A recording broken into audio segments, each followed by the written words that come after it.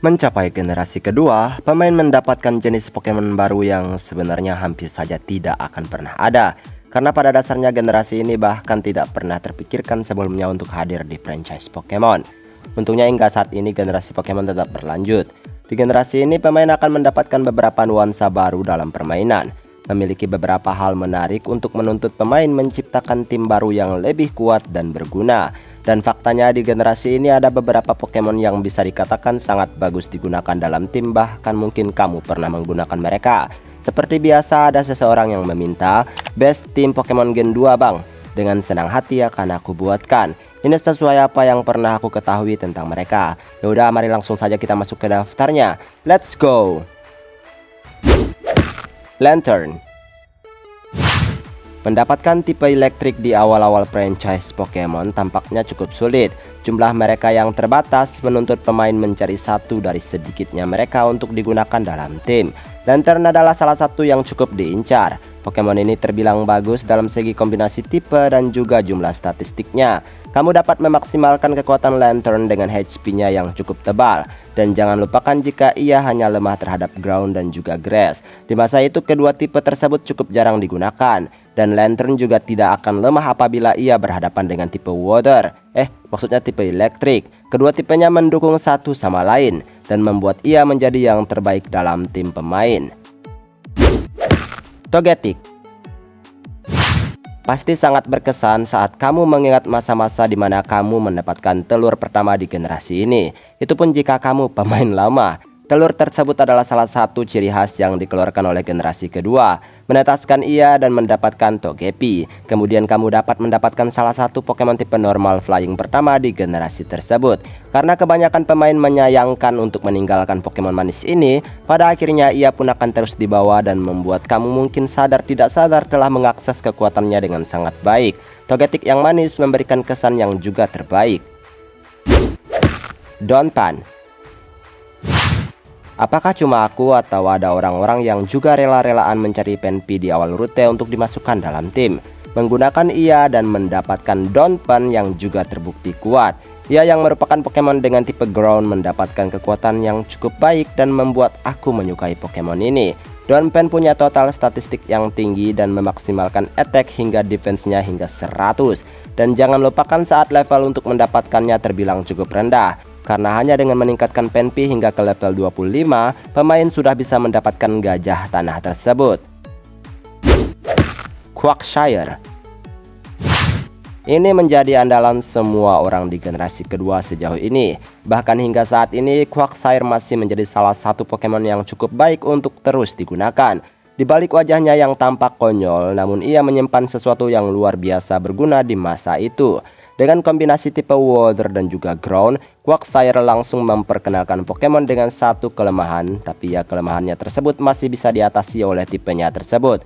Statistik berupa speed yang mungkin tidak terlihat bagus, tetapi memiliki akses ke move yang hebat sudah lebih dari cukup membuat ia menjadi Pokemon terbaik di generasi kedua untuk tim pemain.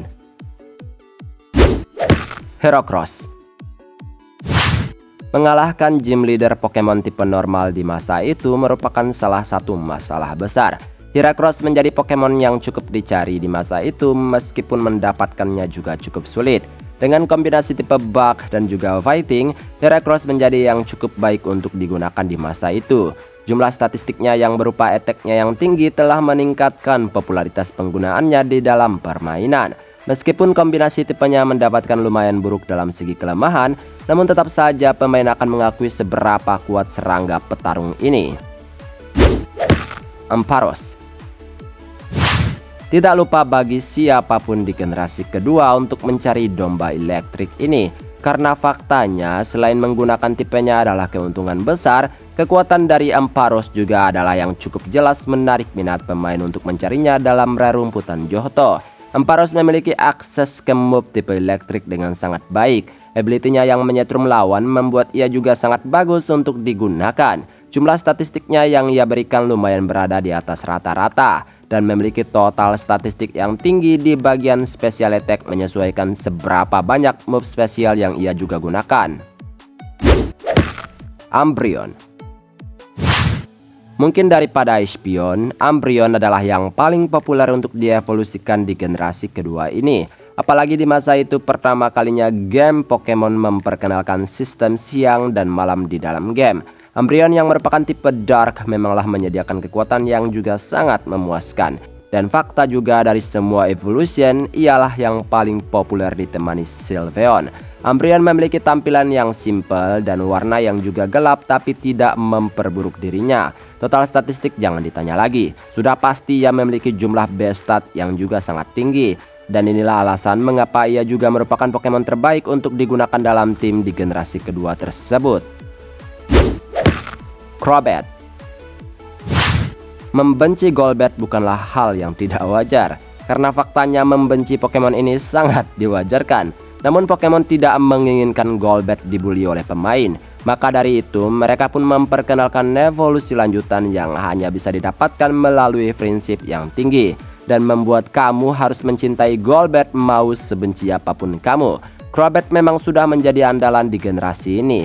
Menggunakan ia dalam tim sudah pasti akan dilakukan oleh pemain yang mengerti kekuatannya. Total statistiknya yang sangat tinggi telah menyediakan kecepatan yang juga tidak main-main. Pada akhirnya ia pun mampu melancarkan move-move hebat dan mengesalkan dengan sangat cepat, menjadikan ia merupakan salah satu yang terbaik di generasinya. Feraligatr. Tipe Water memanglah banyak jumlahnya. Bahkan di awal franchise Pokemon muncul pun tipe ini sudah cukup lumrah ditemukan. Namun karena Feraligatr sangat mudah didapatkan, maka tidak mengherankan jika ia sering digunakan di generasi ini. Ya karena ia kan Pokemon starter, dan menggunakan tipe ini di generasi kedua juga merupakan salah satu keuntungan besar. Karena di generasi ini memang tipe inilah yang cukup ditonjolkan dari segi kekuatan dan kegunaan. Feraligatr yang merupakan starter telah memberikan jumlah base stat yang sangat baik dan membagi di bagian yang tepat demi memberikan kegunaan yang pas untuk dirinya yang merupakan buaya. Typhlosion.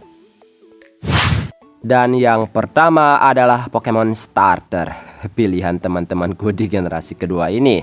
Dan memang Typhlosion cukup berguna dengan keadaan yang muncul di generasi tersebut. Ia menyediakan kekuatan yang besar dan punya desain yang cukup disukai oleh kebanyakan orang. Typhlosion mampu membakar beberapa Pokemon Gym Leader dan membuat ia sangat sering digunakan dalam permainan. Kalau berbicara total base stat, maka jangan kalian tanyakan lagi. Ia jelas punya keunggulan di sisi ini. Dan satu hal yang paling membuat ia sering digunakan di generasi ini adalah ya kan tipenya yang cukup sulit untuk ditemukan di alam liar. Jadinya ya ini pasti yang paling terbaik di generasi ini untuk semua orang. Dan itulah beberapa Pokemon terbaik untuk generasi kedua saat dimasukkan di dalam tim. Tentu ini dikarenakan mereka sangat sering digunakan sehingga aku memilih mereka. Kondisi yang memungkinkan mereka di generasi ini membuat pemain dapat memaksimalkan kekuatannya dengan sangat baik. Baiklah, semoga kamu menyukai video hari ini. Terima kasih atas kunjungan dan juga dukungan kalian yang selalu membuatku tetap semangat dalam menyajikan konten-konten tentang Pokemon. Maaf jika ada kesalahan kata atau mungkin ada kalimat yang kurang tepat, mohon bantu koreksi. Terima kasih telah menonton video ini hingga menit terakhir. Kita ketemu lagi di video selanjutnya. Aku pamit dulu. Dadah!